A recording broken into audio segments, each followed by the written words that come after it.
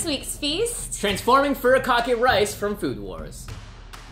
This Food Wars dish is loaded with flavor, so let's start and get some of that flavor by frying chicken wings in sesame oil for 10 to 15 minutes or until they're golden brown. Remove the chicken wings and keep the residue in the pan and set it aside. In a pot, add water and soup stock and bring to a boil. Add the chicken to the broth and lower the heat to medium-low. Back in our chicken pan, add ginger, sugar, and soy sauce and stir with a wooden spoon. Then add in sake to deglaze the bottom of the pan. Pour everything from the pan into your simmering chicken broth and cook for 20 minutes. Take your chicken out of the broth and remove any extra fat off the top with a sieve.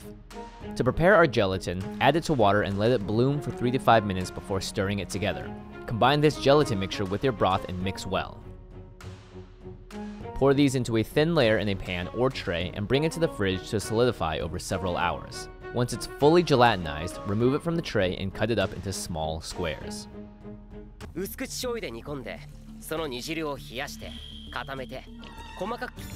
Prepare some rice, and while that's being made, cook your eggs in the Japanese style of iri tamago, finely scrambled eggs. To do this, keep the heat moderately low and stir constantly with a load of chopsticks, occasionally removing it from the heat so it does not cook too quickly.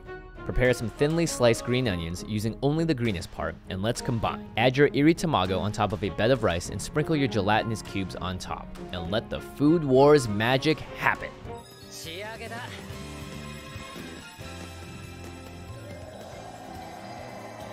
Just like in the show, your cubes will melt over the eggs, coating them and the rice for maximum flavor.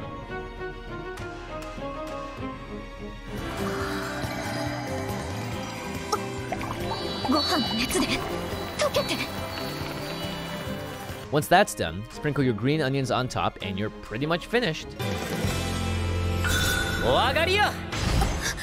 As always, our episodes are brought to you by our lovely patrons over at patreon.com/feastofiction, and we call out one lucky patron each episode. So this week's feast is brought to you by... Who's that patron? It's Renami! Voila! You've made the Transforming Furikake rice from Food Wars. This is a delicious and simple recipe that's filling, tasty, and all sorts of fun to make as well. Serve nice and hot and try to keep those clothes on while you eat it, feasters. Alright, Ash, you ready? Ready. Let's do this. More like... Ah! Wow, I'm glad you guys at home couldn't see that because it was very... NSFW! Fried rice, my favorite dish of all time, has eggs, rice, and onions in it. And this is great. It's exactly what that is, but it has that like added on flavor. The Japanese version. The Japanese version, yeah. Not just that, the Food Wars version. The Shokugeki no Soma version. Ooh, So yeah. good. If you guys watch this show, you should.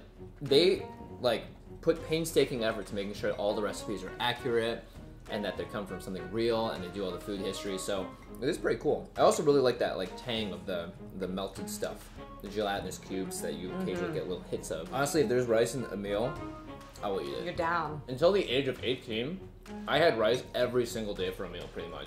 Really? Yeah, because my mom would make it at home. So I got addicted to it in like a very, I think, unhealthy way. You didn't get tired of it? No, it's delicious. Yo, comment in the comments if you need rice at every single meal. It's or rice. It doesn't even have a flavor. That's the point.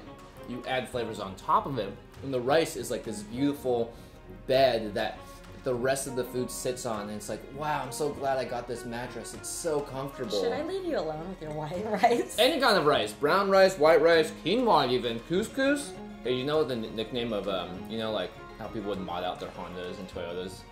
What were yours with like being? huge spoilers? Yeah, they call them rice burners.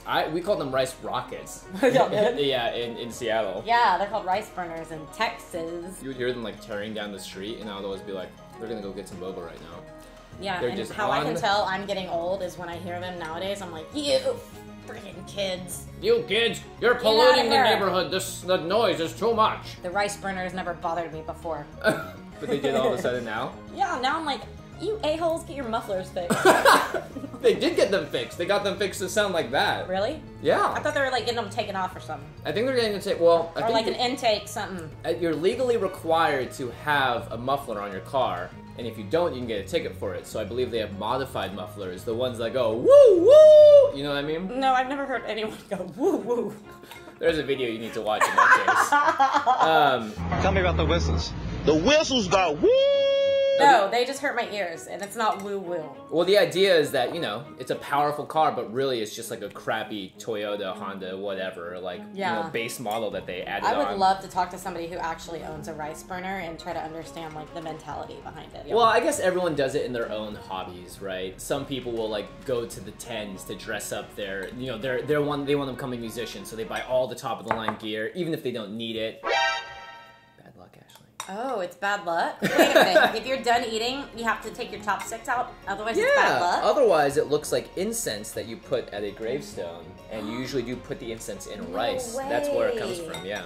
Is It's this actually- a Chinese thing? It's Japanese. I believe Koreans have the same stigma as well. Oh, it's Asian all Yeah, around. It's just Asian. And again, they're putting it in a bed of uncooked rice so the incense can stick upwards. Wow. Yeah. Thank you for having my back on that. Yeah, it's for your ancestors. We would always used to light incense on my grandpa's grave in China. Y'all did. Yeah, and then you would also do other really silly things like burn paper money and gifts, because the idea was if you burned it there, it would go to them in heaven. Yeah, when I go to nail salons, a lot of the time they have bowls of like oranges. Mm-hmm. And there's like Yeah, it's fruit for... Yeah, and it's like offerings. Yeah. Why not just like, you know, not burn it?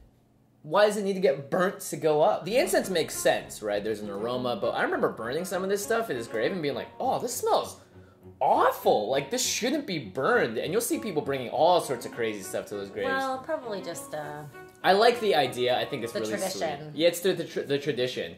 You know, in that case, I would bring like a Lambo there, And freaking burn it? set that thing on fire. Grandpa's Yeah? rolling around in style now. All right, if we have to ever visit Jimmy's gravesite, which I hope we don't, we'll have to burn a Lambo, y'all. Anyway, these are some Asian traditions. Burn incense at a grave, and you also, you know, make your car look ridiculous. My prior point, some people take their hobbies to the extreme, and I would say, like, someone that, again, like, buys tons of gear if they're a musician, or let's say they're just about to get into working out, they, like, buy a full weight set, they go all the way out, just to, like, show other people they're doing it. You're breaking it down like that, I can understand it. Yeah. I can understand more about choosing to build a rice burner, for sure. But the problem is that they're so loud and obnoxious. Yeah, so driving on by me, I still don't like that. But Yeah. What if you're like doing them at home and you're having a fun hobby and you're passing time, Keeping doing it things safe. you like, that's great. And who are we? To judge you. Yeah.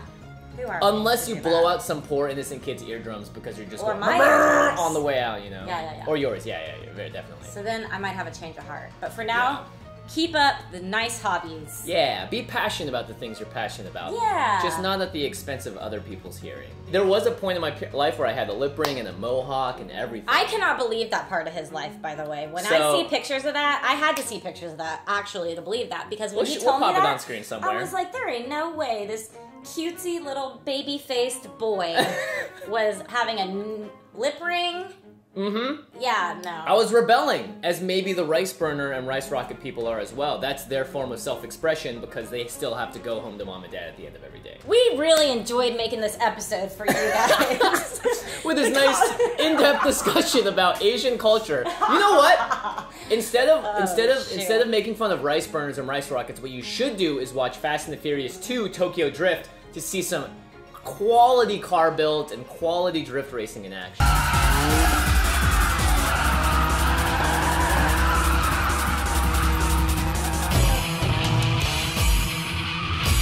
Is there any way we could tie that back to like the reason why we did this episode? Yeah, Tokyo Drift is in Japan, so is Shokugeki no Soma is an anime. There we go.